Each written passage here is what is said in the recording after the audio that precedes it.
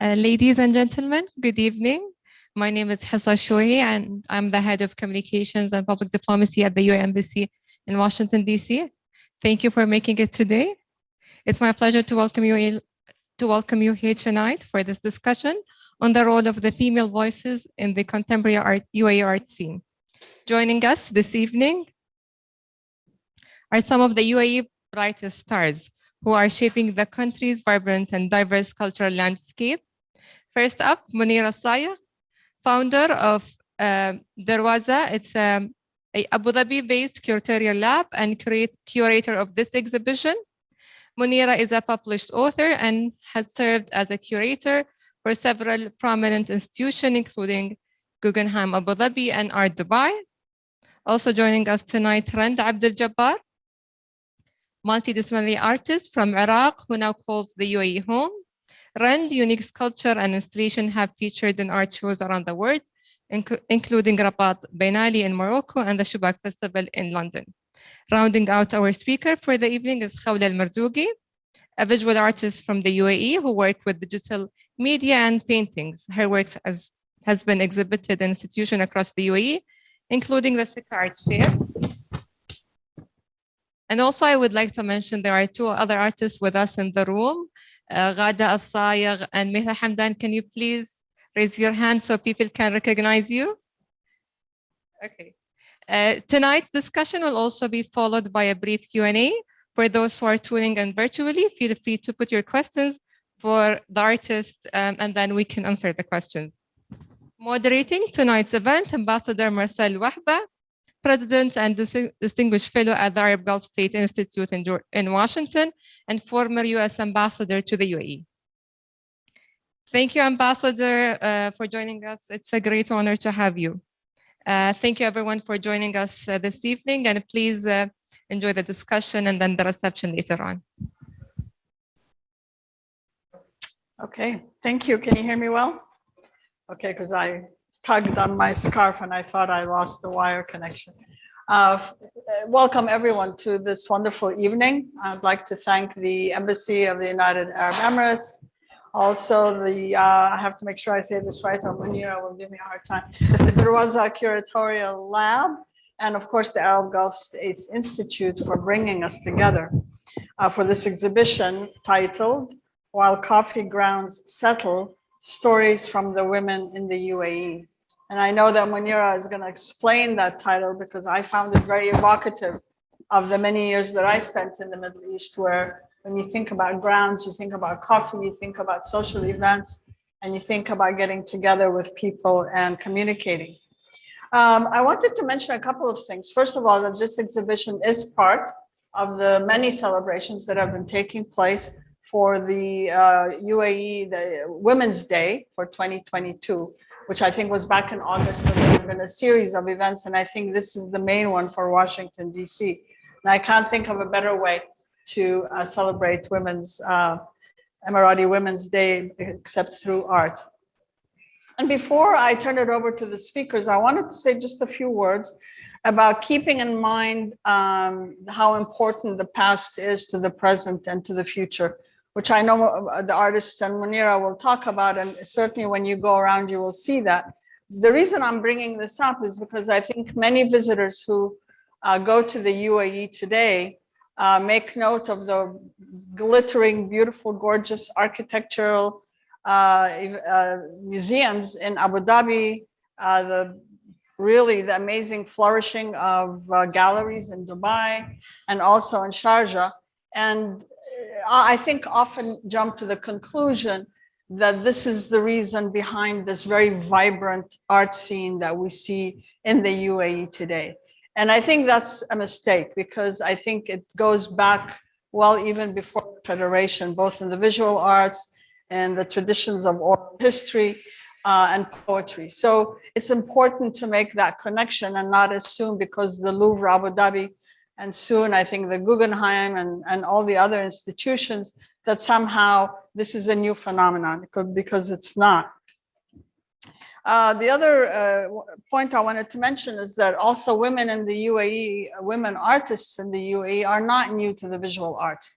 I was just walking around the exhibit tonight with Munira, and I noticed a piece by Fatma Luta, and I remember reading about her that she was one of the, I think, only 3 women that exhibited in 1972, right after the Federation of the UAE, the first organized art exhibit that took place in the UAE, and Fatma Luta was there.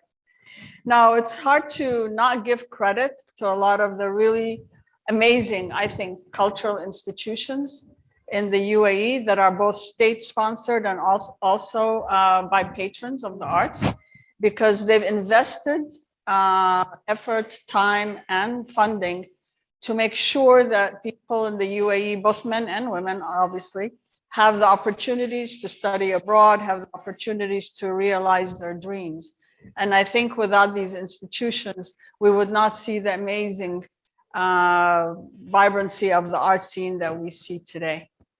I wanted to just briefly introduce everybody. Can I do that again? Yeah. Although I wanted to say a word about Munira, because she is the curator of tonight's exhibit, and she's the founder of the Dirwaza Curatorial Lab. But Munira is also a veteran of the art scene in UAE, and I don't mean veteran in age. I mean veteran in expertise. And she can take a great deal of credit for really supporting the arts throughout the region. She has a prominent voice. She's an author, and when she moves and makes things happen, I think people listen. Khawla Almarzooqi, visual artist working primarily with digital media and painting. And I saw some of her work online also, which really demonstrates kind of her everyday experiences, but in a very different light. And she also connects the past with the present. Abdul Jabbar, multidisciplinary from sculpture to installation art. And her work, I think, as I saw earlier as we were walking around, really examines kind of a historical, cultural perspective and past experiences. So there's a lot to talk about tonight, and I would like to start off by asking Munira to connect the dots for us between the past and the present, and also tell us the genesis of this exhibit and why the name. Thank you. Thank you. So thank you all for being here tonight. So the title of the exhibition actually came about in a conversation. I have an amazing team. I'd like them to raise their hands, with Anita and Hassa, who have been huge supports throughout the entire process. And in this sort of collaborative working space, we really came to this question as to how do we invite the inviter into the exhibition without the individual within the exhibition, without giving them too much. And a catchy title is usually like the best bait. And everybody drinks coffee. And the idea of coffee is also within this the extension of it. Sharing a cup of coffee with somebody, or the ritual of a cup of coffee, is something that has become internationally sort of like very much normalized. Within the UAE in specific, there's always dalad qahwa within a household. There's always like a pot of coffee that's ready. Anybody who walks in will be offered this sort of small cup of coffee, and it's just continuous, and it's very generous in its nature. And so the title really begins to insinuate the idea of patience, the patience that goes behind this preparation, the idea of waiting on the coffee grounds to settle. Within that settling, let's say you are generally waiting on a guest to come in, or you're waiting on your friend to come by, or your mother is going to be there. So you get this idea of extension very much from the title. Now, the exhibition is actually looking at the living room space, and the living room space is where a lot of the times this extension of coffee takes place. But also the extension of coffee goes back to the living room space as a place of play, as a place of extension, as a place of privacy, but also a public space at the same time. So the exhibition really begins to look at how womanhood really begins to become associated within that space, in the sense as in a very sort of organic sense. So within the living room, you have these two sort of, or three spheres that we're exploring within the exhibition. One is the public realm, so the outside, the exterior spaces of the homes, spaces without the physical body there. And then you move in and you begin to meet the people who could possibly be populating the space. And the third point is the role of language, and the language that gets extended and shared within these spaces. So you begin to see works that really point towards that or at that. And so the exhibition is very much, it's intergenerational. We have artists that are older, we have pioneering artists and younger artists. And the idea is for this sort of interior living room space, while you're waiting on the coffee ground to settle, to come to life through the individuals and the pieces that are shown within the exhibition. The other important feature, and I'm going to turn to Rand and start off by saying we saw several Emirati and non-Emirati artists exhibited in tonight's show. And also we have Rand, who is new home now, not new home, whose home is the UAE, but originally from Iraq. And I think that's unique to the UAE and the Arab world. Quite frankly, I've served 30 years overseas, primarily in the Arab world, and I've never lived in a country where there were so many nationalities and so many different cultures all in the same place, and many of them with multi-generational. So we're not talking about temporary residents, because that's easy to find. But we've certainly met people who've been there 3 or 4 generations, from India, from Pakistan, from Iraq, from other parts of the Arab world. How does your work, or does your work reflect your identity within the UAE, and how do you feel your work shows that? Interesting question. Thank you so much. Sorry to give you a difficult question, but I'm curious. Well, I mean, yeah, I've lived in the UAE since I was 5 years old. So especially like Abu Dhabi is home.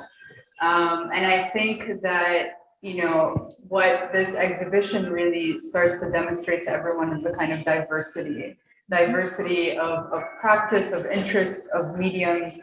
And a lot of the people that are showing in this room are peers, people that, you know, kind of have been through this journey with me all these years. And I can like think back to specific moments, like milestones, like being in certain fellowships together, or doing certain programs together, and kind of where we were at that point. And then kind of like many years later, today, our work sitting together in the room, and there's this kind of like beautiful dialogue and also a bit of surprise as to kind of where everyone is. So I think it inevitably does kind of sink into your work in many ways, but I think primarily through community.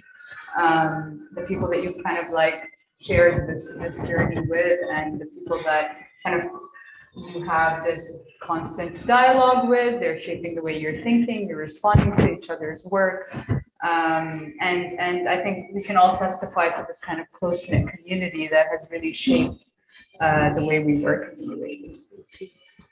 So let me throw out a question to any of you. Why so many, the majority of artists now in the UAE predominantly are women? Why do you think that? I have a few theories. Tell us.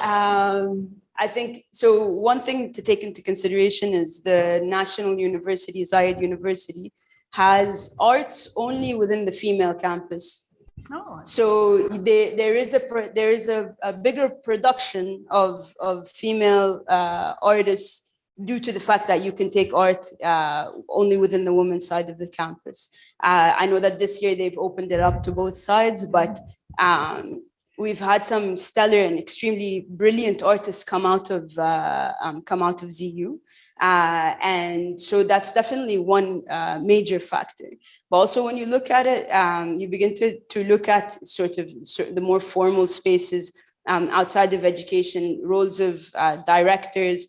Our Minister of Culture is a woman. So it's just seems like it's a place where it's just female dominant, you know, in many ways. And the leadership is our women. So when you have that, you have younger girls also looking up, you know, to that leadership and moving in that direction or in that way. I think everybody that has that role, a role of responsibility, really needs to kind of carry it ethically forward to be the best example, because at this stage, we are at a point where we're still setting down the fundamentals of what the art sphere is. And so within that, there's a little bit more weight than if the fundamentals were already set, and we can just start building on that infrastructure. So I think that's a more sort of sensitive space. It's a space that's much more aware. Everybody that's involved, the art community is so well knit, and we all know each other. You can't go into an art space or an art event without somebody saying hi or making them familiar, making themselves familiar to you if, for whatever reason. And there's just a lot of support. And I mean, that is the leadership of the women that are involved within the sphere, I would say. Those are two of my theories. Yeah. That makes sense. Yeah. And so many of the institutions are led by women. Yes. The ones that support artists. Yes. Anything to add, Khawla or Ran?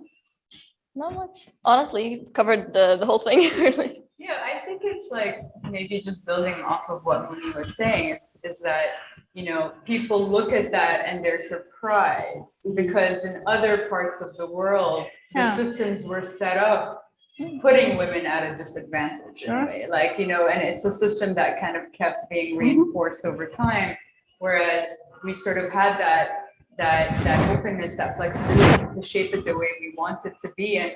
And I don't know what the exact statistics are, if it's predominantly women, if there's a very equal balance between both genders, because I feel like in most spaces, residencies, fellowships I've done there, it always did feel balanced, but that's the way it should be, that's not something that, I think it's unique to the UAE because we were able to kind of have that be the normal standard from the get-go. Yeah. Khawla, last but not least. Sure. I'd love to hear a little bit about your work because it's quite unique. And just from what I saw as we toured today, you definitely think about your everyday experiences, but also connecting the past to the present, which is very much a theme today. Tell us a little bit about your work, and also tell me about how you Emirati people, your own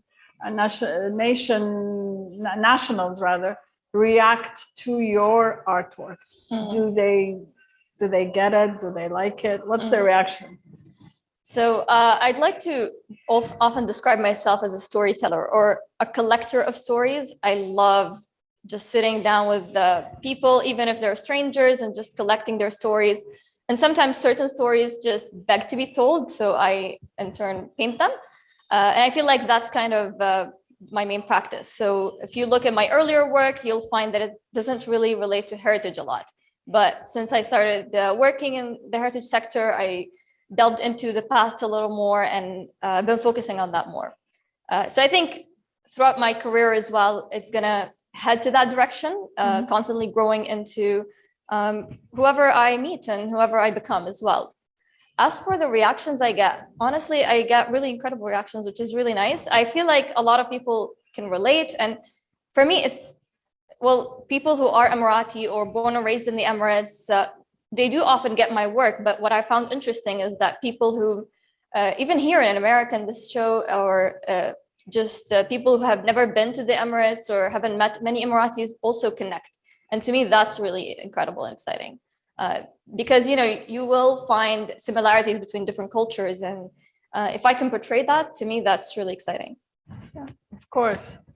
The one issue that came to my mind when I was looking at your bios and also at the work is that the focus today is because it's Emirati Women's Day celebration, and also the theme of the exhibition is certainly more focused on women. But all of you are artists in your own right, male or female. Do you feel that sometimes people look at you primarily as a woman artist, and does that cause any tension between just wanting to be recognized for your art as an artist, male or female, without the gender issue? I've dealt with that, because a lot of my work, of course, in the end, I don't try necessarily to, present myself as a woman artist, but I am a woman in the end, so it's gonna naturally come up, I think. But at first it felt a little, restrictive, but in the end I realized, it is my identity, and in the end it is part of my work. So, I like to just stand back usually in exhibitions or whenever I show my work and just let people see what they see and take what they get from it. And that influences the rest of my work as well. So I'm not really too concerned, I think, sometimes. Ron? I think kind of reflecting back, I just think about like going back to this idea of the diversity of practices. And I think anyone that says like woman artist, I say like, look at this woman, like there is no clear linear definition of what a woman artist is. And this is a kind of testament. So I'm not really sure that I've never kind of had to grapple with that label in any way. And I don't know if it's like the particular circumstances of kind of how I'm working or where I'm working. But I think for me, what's important is to actually show the diversity of female voices. No, and the reason I raise it really is sometimes I think primarily in the West, looking at the Middle East, people tend to highlight the fact that they're women artists or women engineers or women scientists, and I think oftentimes that takes away a little bit of the credit from just being an artist, regardless of your gender. Munira, you've worked in this world for quite some time in the region, and you worked with male and female artists. Do you see a gender issue? No, I feel like the labeling of gender is something that's not concerned with us or our community. I mean, correct me if I'm wrong, but you don't hear it like female artist, it doesn't come up, it doesn't come into play. And I think it's super interesting now, especially in the West, where it's like, you go into an exhibition and the first thing that it says to like kind of make it attractive is all female artists, and it's bringing that label to the forefront again. You see it more in the West, but perhaps my question to you becomes, when we do look at that label of gender and the absence of it, what that does, I think that in a place that's been perhaps misunderstood, which is the UAE and the region, where women have always had a role to play, there's been and that has just progressed with time, from a historical perspective all the way until the present. So the question of gender is no longer one that's relevant, I think the celebration is just of Emirati Women's Day is just to highlight highlight the reality of the fact, so Okay, I wanted to go back to something that I think you wrote about this exhibit and ask you to kind of dwell a little bit to explain it. You bring up the importance of the majlis and the living space in terms of meeting people, integrating, communicating. But you also added that there are, to these social gatherings, there are cues, and I'm quoting you, cues, codes, and hierarchies to maintain structure and communication. Explain to us, because not everyone has been to a majlis. So absolutely. Tell us a little bit what you mean by that. So a majlis could be a gendered space. You could have a female majlis and a male majlis. It's just the definition of it is a living room almost.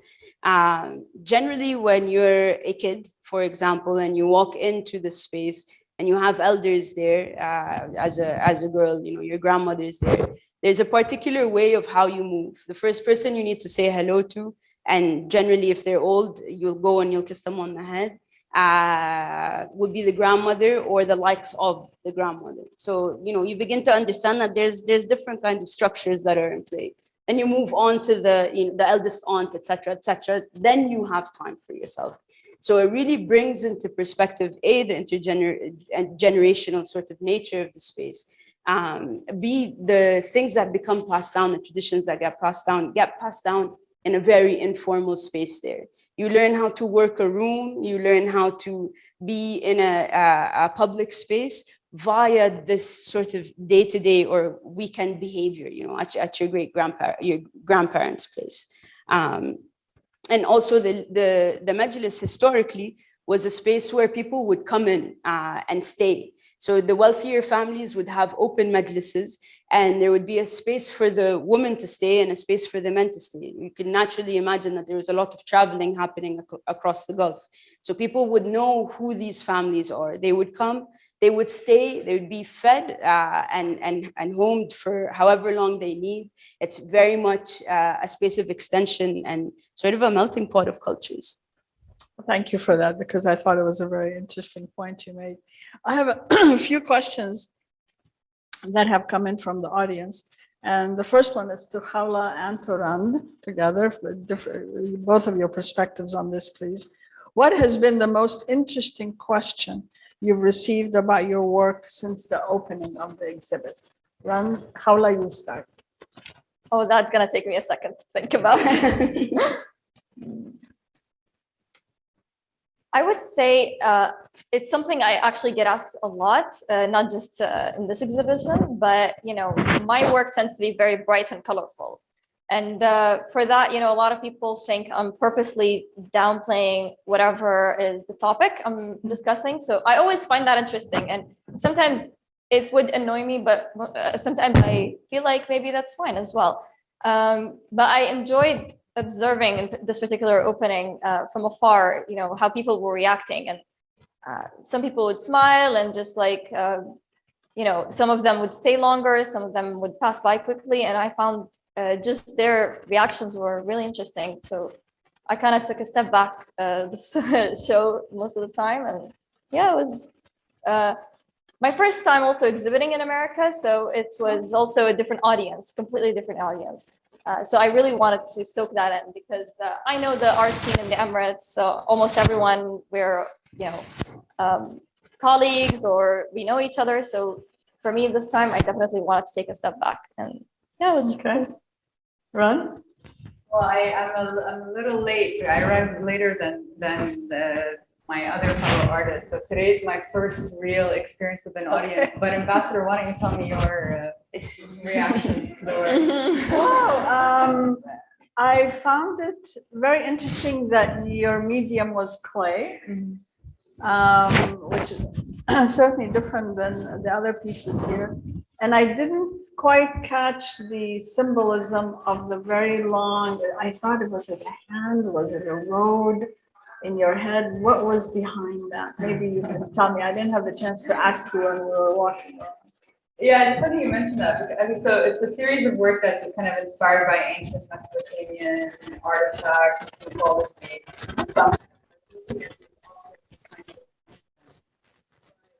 I like that you said that because when I made this work, I asked a friend of mine, an artist, writer, poet, Fatima Rahim, to respond to the work with like a series of small poems. And the one that she kind of grouped the work into several themes, and one of them was grass.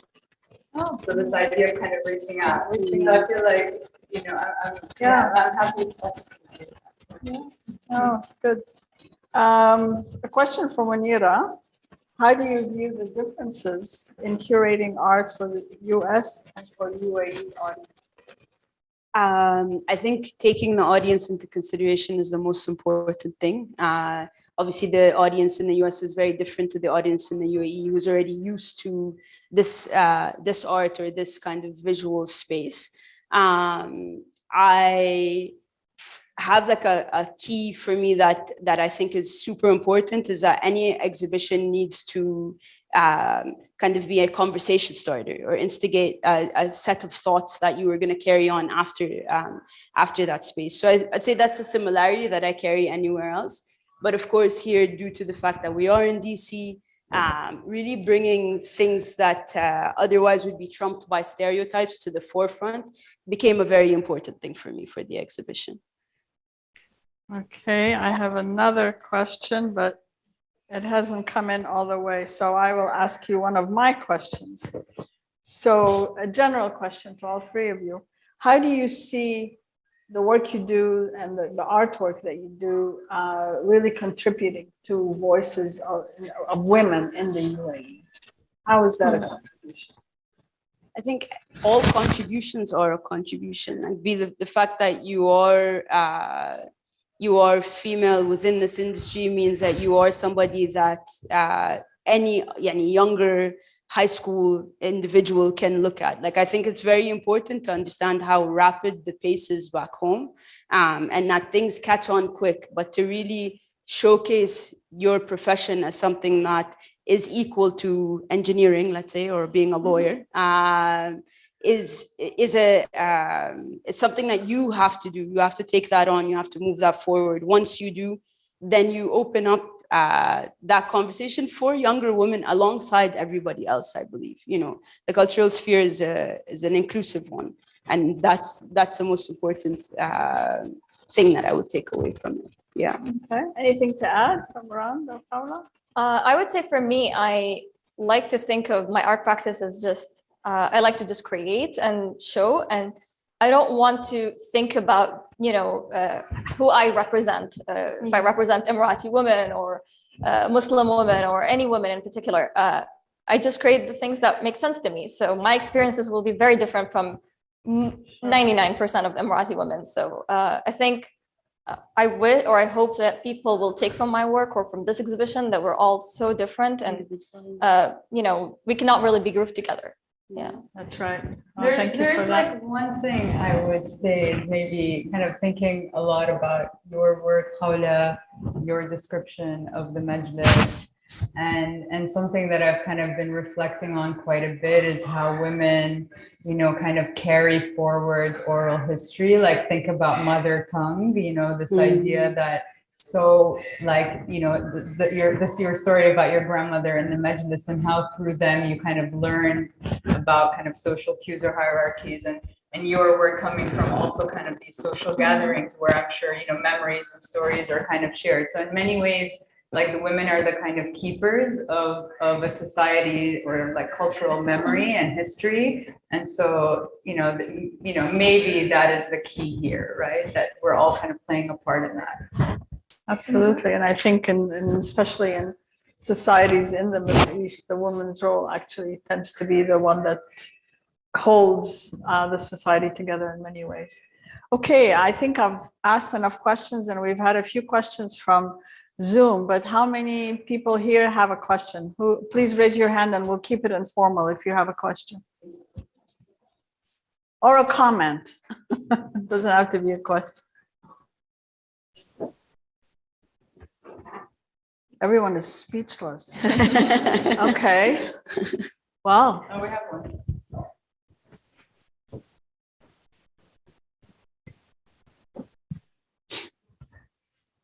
Hi, can you hear me? Yes. Hi, so in the States, we have a lot of conversations culturally or in the art scene about sort of like hyphened identities. It's such a diverse community here. I wonder, because the UAE also, the art scene is made up of so many people that aren't necessarily Emirati nationals or maybe immigrated to the country. Is there a similar conversation around hyphenated identities within the UAE art scene? Or is it respected as something that all kind of makes the canvas of what is Emirati art? I think this is it's a bigger conversation that needs to be had. So the question of who is an Emirati, I mean, Rand has existed in the UAE only -5 years from me, like, otherwise we've lived the same amount of time. So the complexity of what the Emirati identity is, I think, is a conversation maybe we could have like on the side. But within the 50th Jubilee year, what became very clear was anybody who called the UAE home was considered an Emirati. And I kind of take testament to that, growing up and going to a school where I was the only Emirati kid. I was a part of a minority as opposed to the majority that were around me. So how do you take away that question of that idea of home from somebody, and the identity that it definitely affects, like the state of where you've been living, let's say, in the case of Rand, being an Abu Dhabian, so there's an active participation within that. But you will know when an Emirati national artist is participating because they make sure to put it in. So for me, for example, they'll always say Emirati curator. If it was any other curator, they'll just say curator so-and-so, so that sort of conversation of identity politics is still becoming. We don't have any hyphenated identities yet. I would say I haven't seen it yet. Maybe we can start it when we go back home. As somebody who lived in the UAE as an expat, I can tell you that you don't hear the hyphenated identity issue come up very much. It doesn't mean that people don't have an identity of being Iraqi or being of Indian origin or Palestinian origin. They have that sense, and their culture is very much alive. But what's really different about the UAE from other countries that I've lived in the Middle East is that there is kind of a level playing field. Nobody, okay, you're more from Abu Dhabi, and then the secondary question would be, oh, are you originally from or are you from Dubai or Sharjah? So I think the federation is much stronger today than it was when I lived there. So when I lived there, people first identity was actually which emirate they came from. Mm-hmm. Now that's really changed. I mean, I noticed that when I go back, people don't talk so much about the specific emirate they came from, but talk about being Emirati. So that identity of nationhood of the federation becoming a very strong nationhood sense is really different.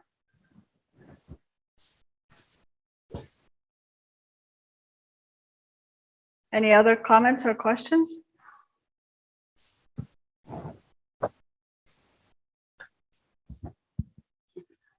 Since you broached the subject, I wanted to ask about the interactions between the male and the female art scene.